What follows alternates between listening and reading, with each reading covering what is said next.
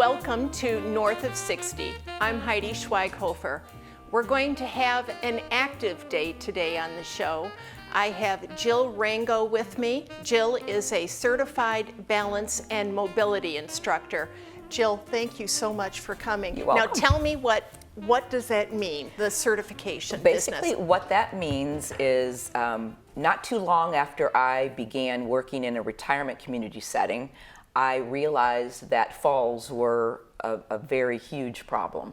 And what happened post-fall was mentally, physically, and financially very difficult on the person who had the fall. And I thought, if there's anything that I could do that would help that, then I would like to be able to do that. So I read about the Fall Proof program. I've got it written on my shirt. I was able to take the training for that, which entailed about 100 hours of online training and testing.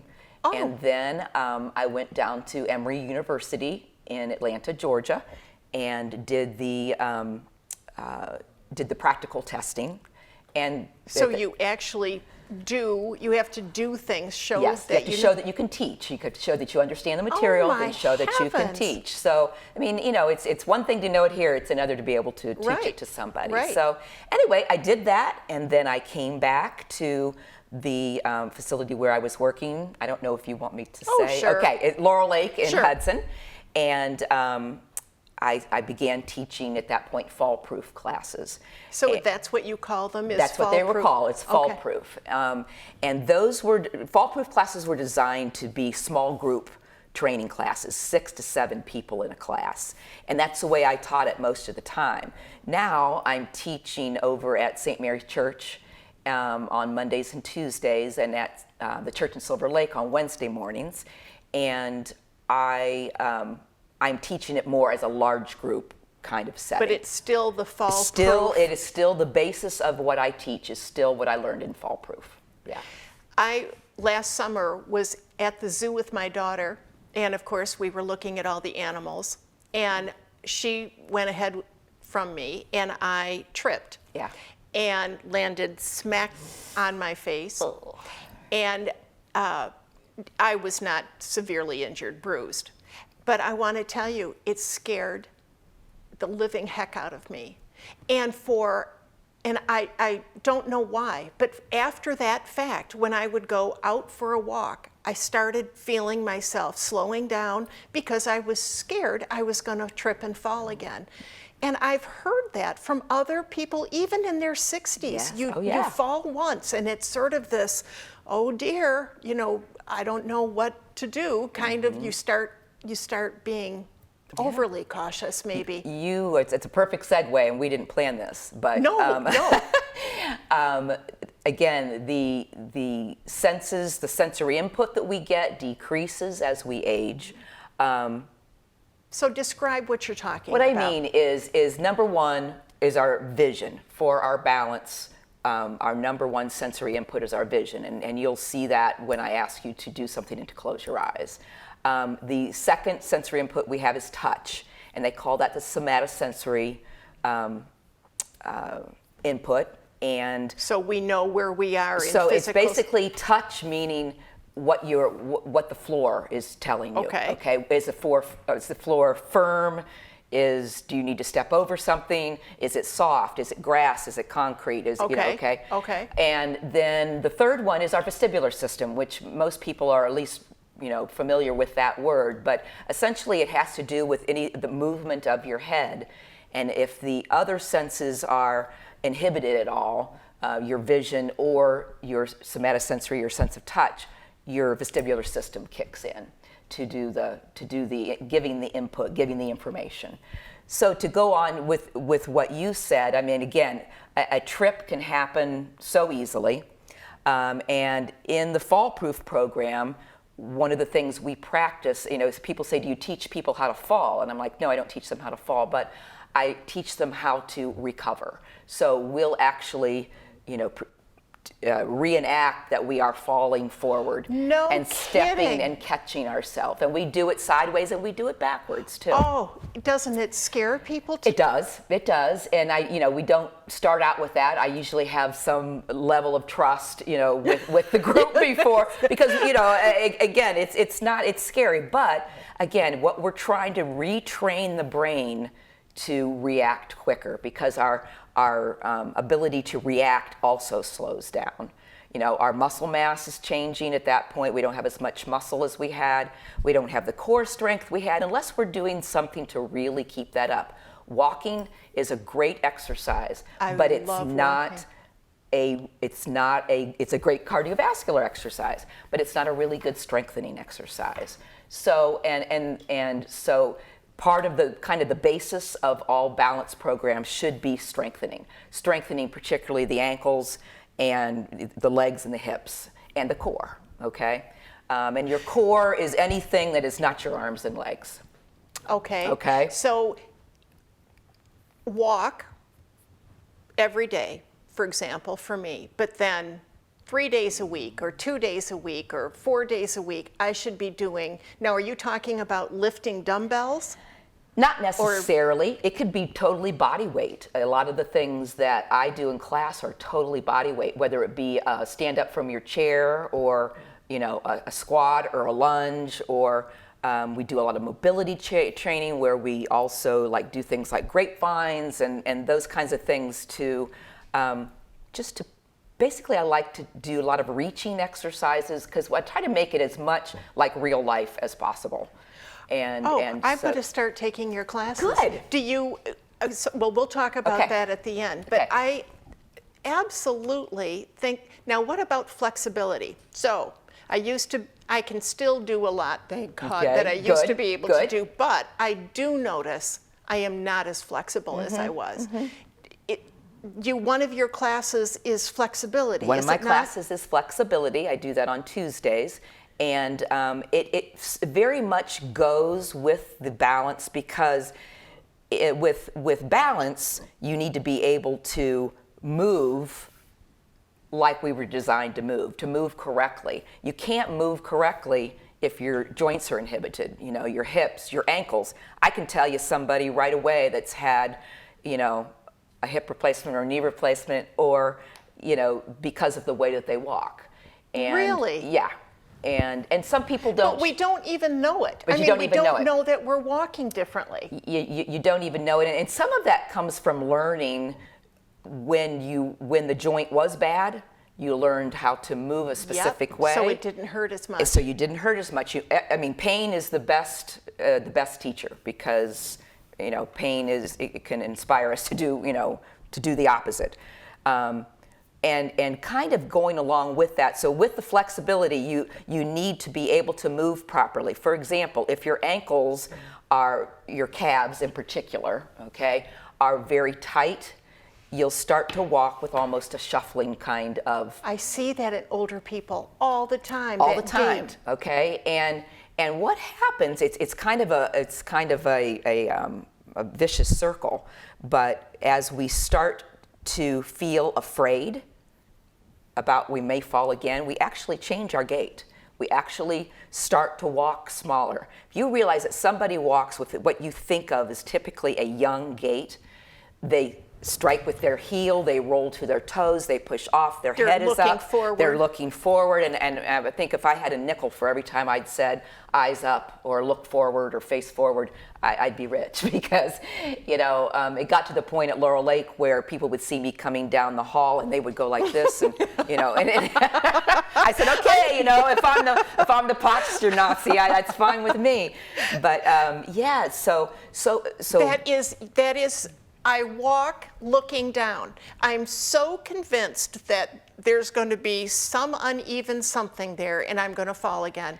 Isn't that in 1 year? Yeah, it doesn't take very long. And the chances, again, as you're afraid, what most people do is they start to curtail their activities. Oh. They don't maybe walk where they used to walk. They don't go walk where there's roots or rocks or loose soil, or they do less, and as they do less, they actually become more susceptible to a fall. Oh, man. Because again, your confidence is gone. Part of what we do in class is confidence, you know, is to say I am participating in my health.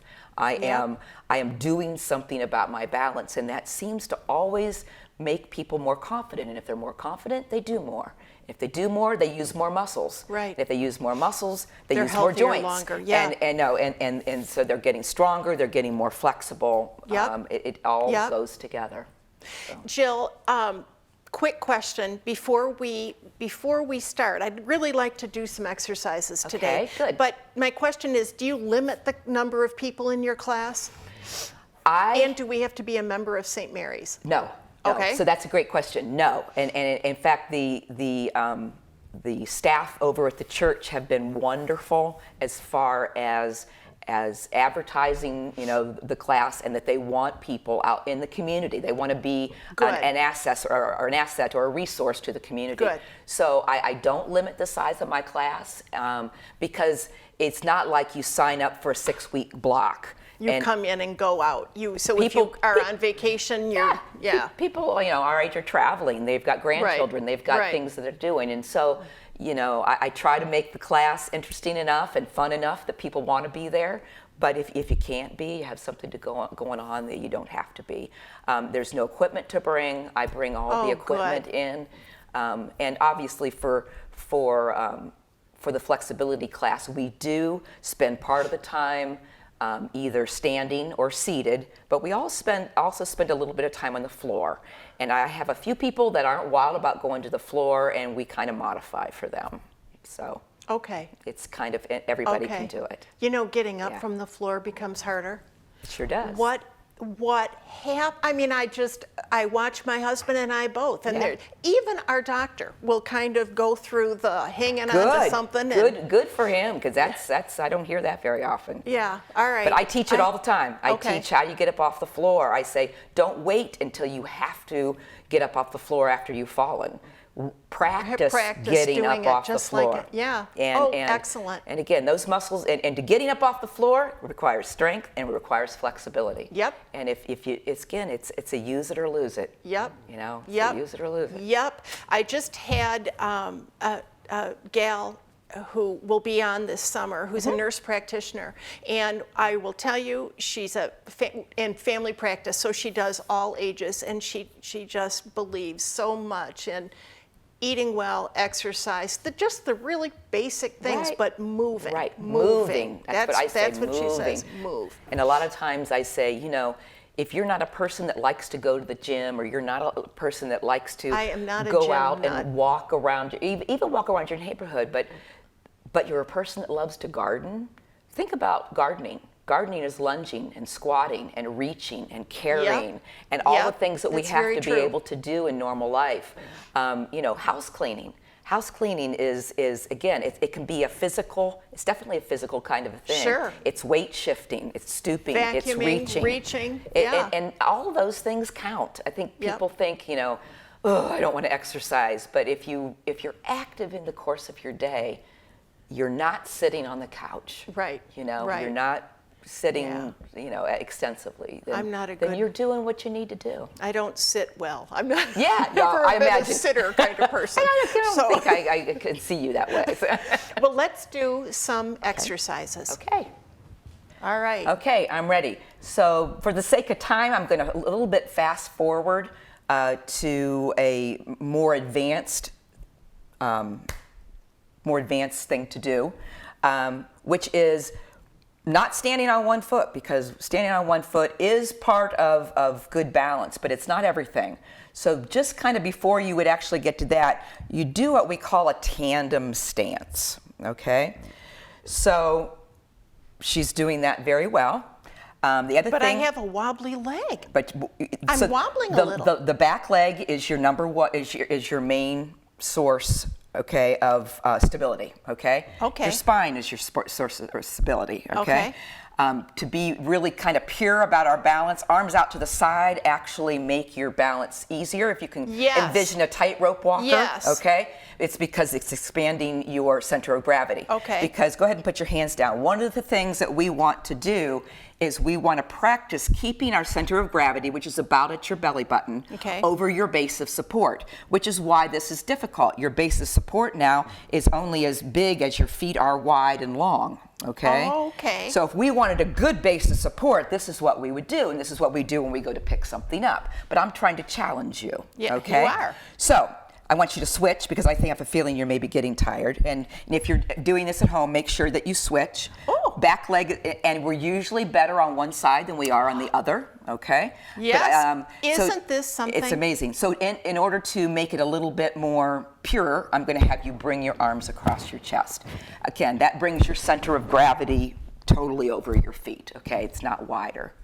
Okay? But you know, it's amazing to me that this leg is more difficult than my other leg. Is it because I had a hip replacement on that leg? I'm sure it is. It just has not gotten strong enough again. Okay? Wow. So it that gives was you a really 3-4 years ago, Jill. Again, it's amazing what a replacement will take out of your, unless you're really, really diligent in your therapy. Oh, so, wow. All right. Okay. All right. So Now, one of the things that can I now stand in a normal position? yes, you may stand normal, okay? So one of the things that we do in the fall proof class is I can manipulate the difficulty of what's going on by the sensory system that I minimize, okay? So for the first thing that I'm going to do is I'm going to, actually it's not going to make a lot of difference in here, but I want you to put those on. So I am diminishing the amount of vision that Heidi has, okay? Yes, even in here. And even in here, all right? So anytime that we lose any part of our vision, and again, whether through disease or just because the room is dark, we are quite inhibited as far as our balance goes. So, just be aware of that. So I want you to stand again tandem, right in front of left, heel to toe, okay? So again, arms across chest. So I would do this in class. I would minimize the information that you're getting through your vision, okay? I'm going to go ahead and have you stand normally and then take the glasses off, okay? And then I'm going to have you put the other foot forward, so this will be your worst leg. Yeah, well, it is. This is my scary leg. Okay. Oh, dear. And so what then typically I do is rather than take your vision entirely away, it's much more like we do in real life, to have your vision distracted. Think about how many times that your vision is distracted as you're moving around. Think of the example for a grocery store. I'm looking for something. My head is turning. Yes. Okay, I'm going to do the same thing with you. I just want you to tap this balloon in the air to yourself. And tap it up high enough that you've got to look up. Yeah, yeah. Oh. Okay. I can feel my... Okay. How interesting. So again, I distract your vision, and now you really need to be paying attention to what you feel through the floor, okay? Because your vision is not giving you that information now that it was, okay? It's just amazing. It is amazing. Okay, I'm going to have you switch one more time. All right, to the good leg. And we'll go to the granddaddy of them all, which is to put your arms across your chest and close your eyes. I'm standing right here. I'm not going to let you fall. If you feel like you're going to go, you pop your eyes open. Now, is that an amazing thing? Now, what you ought to be thinking of... I keep feeling like I am going to go that way. And you feel, and you are a little bit, okay? But again, keep writing yourself. What should you be thinking of? Good posture, extended spine, chin parallel with the floor, okay? Standing up straight as I can. Standing up straight, really engaging the core, really using that back leg, okay? Jill. You take away the vision, and all of a sudden, it becomes, much more difficult. Everybody should try this at home. Yeah, and the way that you should try it at home first is just to bring your feet together, close your eyes, and do this, okay? That's not quite as hard as what I'm having Heidi do.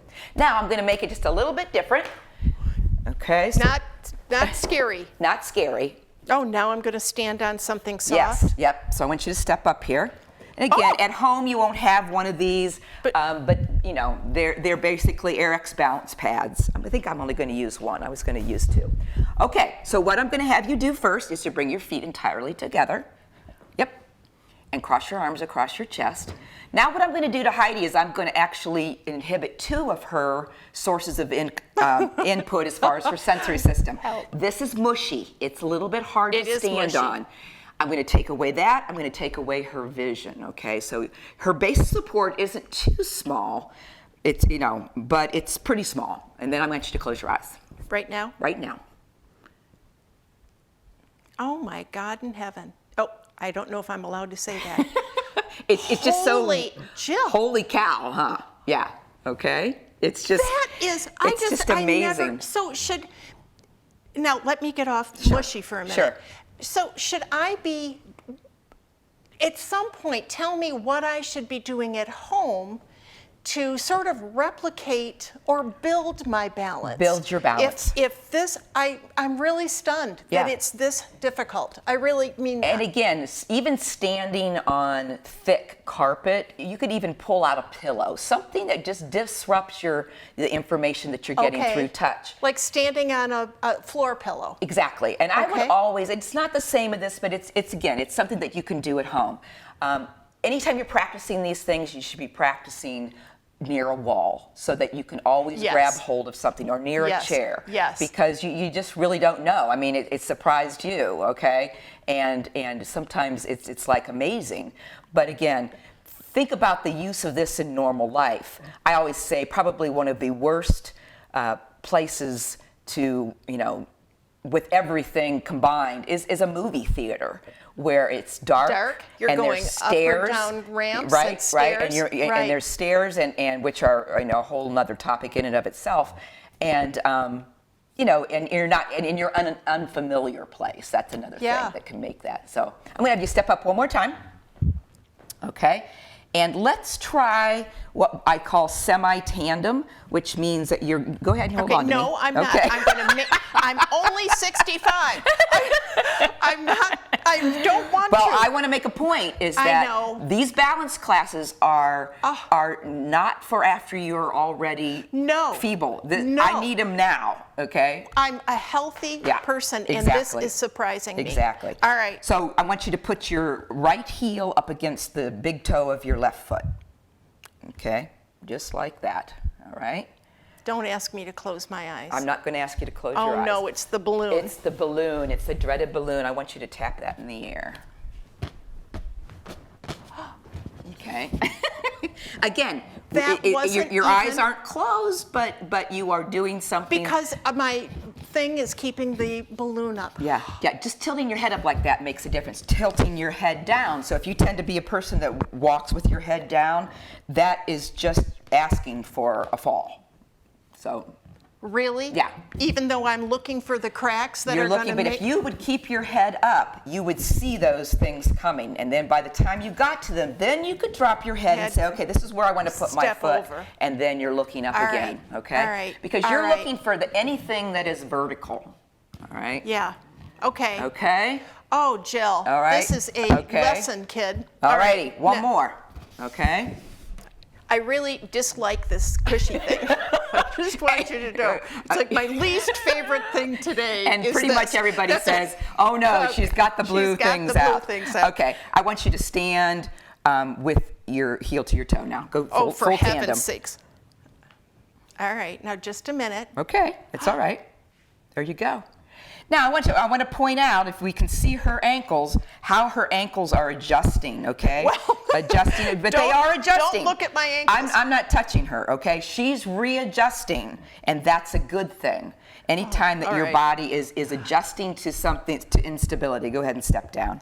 Go ahead and step down. Cool. Thank you. You're done with those. Goodbye, Okay. blue pillow. Let's talk flexibility to this a little All bit, right. because you have to have good flexibility in order to have good balance. You have to be able to move as we were designed to move. Yes. Okay. So one of the things that is pretty standard in every class I teach is just a calf stretch, because once your calves are tight, you change the way you walk. You're not walking anymore, striking with your heel, rolling to your toe. Okay. Okay. And when you're not pushing off, you're not using your butt muscles. You know, people that when they age, they get flat butts. That's part of the reason why they're just not using those That is muscles. so true. Like they right. It's the flat butt syndrome. Oh So- my! I just figured everything was kind of shifting around, Yeah, but it's true. that is definitely part of it. So again, All your right. butt muscles, it's a use it or lose I it. still have a butt. Okay. All right. All right, so I'm going to put this out here in front of you, and actually I'm going to turn it to the side so that the camera can see. I want you to come over here, and you're going to turn and face the chair. Okay. You could do this against a wall. It would be just fine. All right. But you're going to put your right foot forward almost underneath the chair. You're going to take your left foot back this way, okay? This is very typically called a runner's stretch. Oh, I love this. And one of the, feels great. Isn't it feel good? Yeah, yeah. And one of the things that I always see that I like to correct on this is, number one, this leg needs to be straight. Oh. This foot needs to be straight. Isn't right mine there. straight? Oh. And then press your heel down all the way like you're trying to push it through the floor, okay? Oh, that's the opposite. Yeah. You know, Okay. Okay, and then you're that and makes then you're such lunging forward. Okay, so That so makes the such calf a- attaches here. Yeah. It attaches under your heel, and you're trying to pull away from that lower point of That's attachment. a good thing to remind let's do the other side. Okay. To remind you to straighten, but to keep your heel down. Yep, you got to keep your heel down, and so you're lunging forward. And you separate your feet. The farther you separate them, the harder that it will be, or the more stretch. So You should separate them. Yeah, if your calf is really, really tight, you may only be able to keep your feet relatively close Okay. together, okay? So that is something that can be done, talked about like while you brush your teeth, Yes. or while you wait for Yes. your coffee to brew, or whatever it might be, so that you work it into your day and you say, I'm going to... Now, why do our calves it's a natural thing again because of our change in gait? Because of our change in gait. A lot of it is because of your change in gait. But I have to say that probably 8 out of 10 people have tight calves. It just is the way Okay. that it is. And So rather than stand there, brush my teeth, and on one foot, do calf. do both. Again, calf standing on one stretches. foot is great, but again, the flexibility in the ankles is paramount Okay. for balance. Go ahead and have a seat here. And I'll have a seat next to you. We have about 1 minute Okay, perfect. This will be good. because I want everybody to know where they can find you. Okay, good. So this is one of the stretches that we do typically because it is a hip stretch. Let's start with your left leg, okay? Okay. Can you bring your leg over this way? Or not? Yes, I Okay, can. good. I've had A knee replacement in this side, okay? So it's, again, when I'm teaching, I'll say, if something hurts you, don't do it. It hurts Okay. enough so that I don't want to stretch it more. Okay, very good. But it hurts up here. That's where it should hurt, okay? Oh, it should, good. It's supposed to be a hip stretch. Oh, Okay? good. It's a hip Okay, stretch. So yes. you just want to sit up as straight as you can. Okay, if I wanted to make this more difficult, I would lean slightly forward. Okay, but you don't need to do that. Okay, very nice. Thank you. Okay, Thank very you. good. So that would be one. Let's do another one with the same leg. Okay, you're going to slide to the edge of your chair. You're going to tuck this leg back behind you. Okay, so again, this is a it's kind of like a warrior's pose, That's but it's, what we did. exactly. I did that with another Susan. one. Uh-huh. Yeah. But your leg should be slightly behind your shoulder, and you sit up straight. And the other thing I want you to do is squeeze your butt cheeks together, because when you do that, it tilts your pelvis back into a neutral position, and that's what we need in order to get this And you can feel it stretch. more in your... More in your quadricep Yep. then. Okay. All right. So those are two really good stretches to use. And with that, I know that we need to wrap her up. Thank you. You're welcome. Thank you. Thank you. You're welcome. Now, where do we find Jill? So I'm going to have her repeat where to find her and on what days. You heard that the classes were unlimited in terms of the number of people that she can have in any one class. If you don't remember this information, you can always email me at northof60hctv@gmail.com. I keep all the information with me, and I can let you know. So tell us again, Jill. Okay, so on Mondays is the balance class at St. Mary's Church in Hudson. It's at 1 o'clock in the afternoon. The flexibility class is at 1 o'clock on Tuesdays at St. Mary. And again, if you happen to be somewhere that's not right in Hudson and you've got availability in the morning, It's Wednesday mornings at 9:30 at the church in Silver Lake. Okay. Is there a cost? There is it's by donation. All three of those are by donation. Typically, it's about a $5 donation. $5 per class. Per class, and you're not signing up for anything. Essentially, you come whenever you can. And so you can take balance on Mondays, flexibility on Tuesdays. If a person says, I'm only going to go to one class, which one would you recommend? The balance class. I think so too. Because I do some flexibility in both. I do some flexibility. It's more extensive flexibility on Tuesdays, but okay. Thank you. All right. All right. Thanks. Thank you, everybody, for watching.